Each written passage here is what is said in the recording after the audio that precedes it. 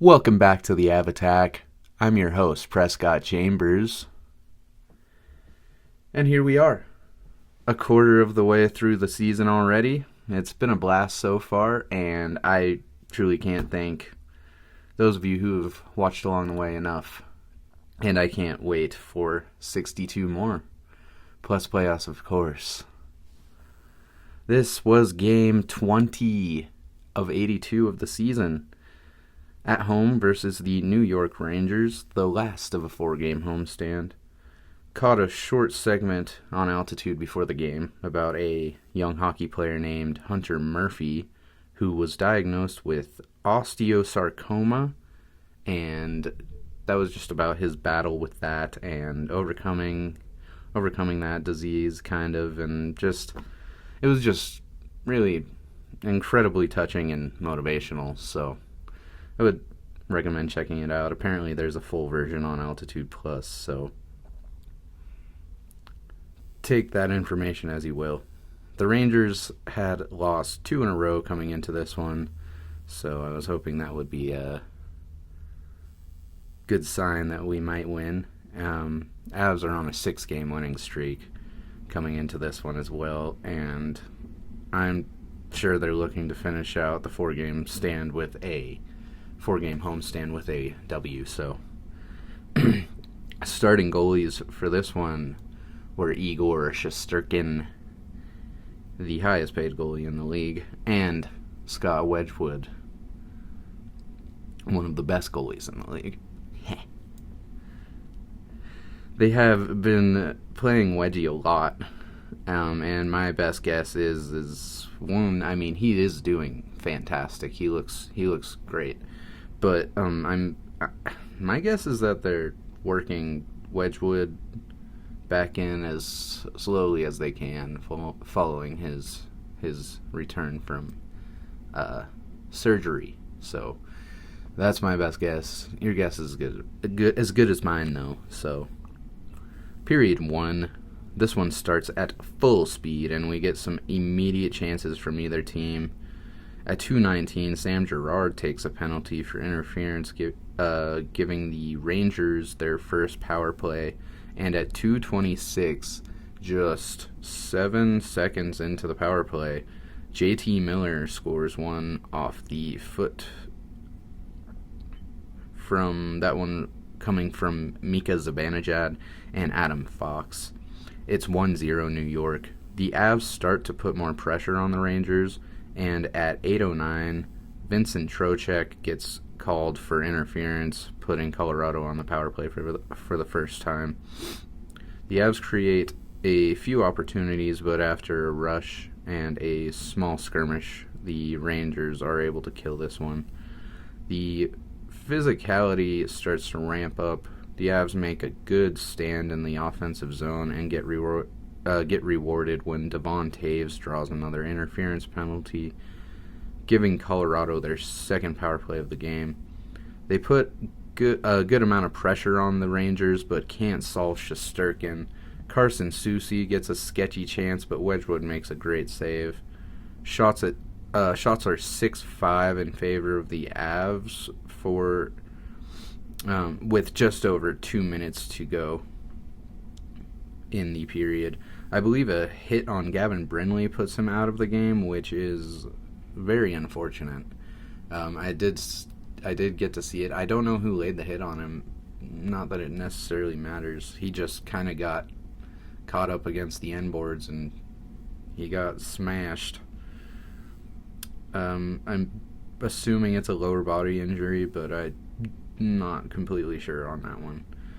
Natchez gets a great chance, but Shesterkin is showing why he's the highest paid tender in the league. But with just under 30 seconds remaining in the period, at 19:33, Nathan MacKinnon taps one in to tie it up, with the assist coming from Marty Natchez and Sam Girard.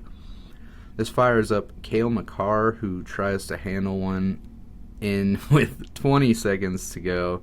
Tries to handle one into the offensive zone with very minuscule seconds remaining on the clock. But hey, catch him off guard as much as you can, of course. He was hauling tail going into the zone, though, and he ends up crashing into one of the defenders, basically. It was kind of sketchy, in my opinion. It kind of scared me a little bit. He went down really hard. He did kind of a twist, spin, and hit the ground. He does stand up on his own after a moment and looks to be quite all right, but Cale got kind of beat up in this one. At the end of one, the score is tied at 1. MacKinnon's goal also puts him second overall for most points in franchise history, passing Peter Stastny and landing him just 592 points shy of Joe Sakic, who sits at first overall with 1,641 points total for his career with the Colorado Avalanche. Period 2, both teams come out with the same level of aggression. Brindley does try to play another shift, which is a very good sign, but I don't believe he comes back after that one. Landy lays a great open ice hit on Johnny Brzezinski. New York gets a good rush, and at 3:58, Adam Edstrom tips one in with assists from Sam Carrick and Braden Schneider. Makar almost puts one in on the doorstep, but it bangs off the post. The Avs are throwing everything they can at the net, but nothing is going in at this point. At 9:56, Connor Sheary gives Makar's shoulder pads a yank and gets called for holding. Avs go on the third power play of the evening. Their third power play of the evening. Shesterkin makes a fantastic toe save on Olofsson on that power play. They have a couple more opportunities, but the Avs go 0 for 3 on the power play following that one. Shots on goal are 19-8 in favor of the Avs with 5 minutes remaining in the period. After a beautiful passing play, Cale Makar swings in for a massive wraparound goal to tie it up at 2. The assists on that one from Marty Necas and Nathan MacKinnon. Just after the puck drop, Necas and Landy have a scary-looking collision, but both appear to be okay following that. The final second ticked down, and after 2, we're tied at 2. Period 3, shortly into this one at 51 seconds in it, Will Cooley gets called for tripping, giving the Avs their 4th power play. And at 2:56, Brock Nelson snipes one on the power play to put the Avs in the lead for the first time of the game. The assists from Sam Malinsky and Scott Wedgwood for a goalie assist, and his first of the season, and I believe his first assist in the NHL. I'm not completely sure, but I believe it is. And that was incredible. I mean, good for him.